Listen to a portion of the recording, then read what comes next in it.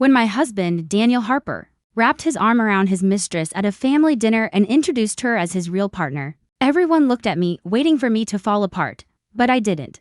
Because he had no idea what I'd prepared for that night. Asterisk, before I tell you how everything changed in a single moment, make sure you like, subscribe, and turn on notifications. Let me tell you what happened. Asterisk, my name is Evelyn Harper, 49 years old, mother of 2, living a quiet life in Connecticut.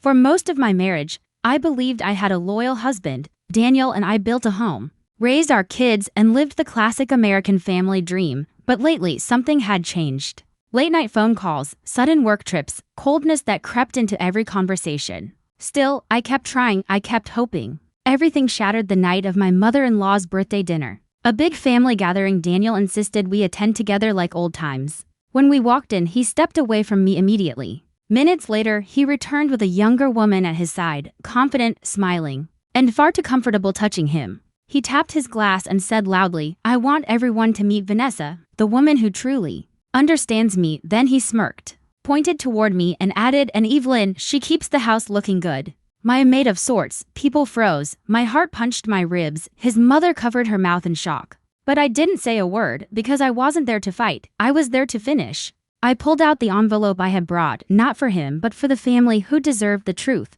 "Since Daniel wants to introduce people," I said, "let me introduce the real situation." I placed the envelope in the center of the table. Inside were printed bank statements, private messages, and photos Daniel thought he had hidden. Proof of money he stole from our joint account. Proof of the lies he'd told our kids. Proof of how long he had been cheating. His brother opened the envelope first. His face went white.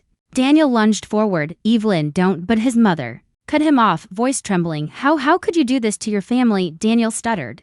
Vanessa shrank back, eyes wide, and I said, calm and steady, "I stayed quiet for years. But tonight I choose myself." Then I placed a second envelope on the table. The divorce papers already signed by me. I looked at Daniel one last time. "You mocked me in front of everyone, but you forgot something important. Daniel, you only win if I stay silent." He tried to chase after me, but his father stopped him. I walked out of that house with my head high, the winter air cold on my cheeks, but for the first time in years, I felt warm inside. Later that week, my children came to my home, hugged me tightly, and said, "Mom, we're proud of you." Daniel, he lost Vanessa, he lost respect, he lost his family, and me, I started fresh. I went back to my old passion, helping women rebuild their confidence. Because sometimes, a woman doesn't rise by fighting, she rises by walking away with dignity and letting the truth speak for itself.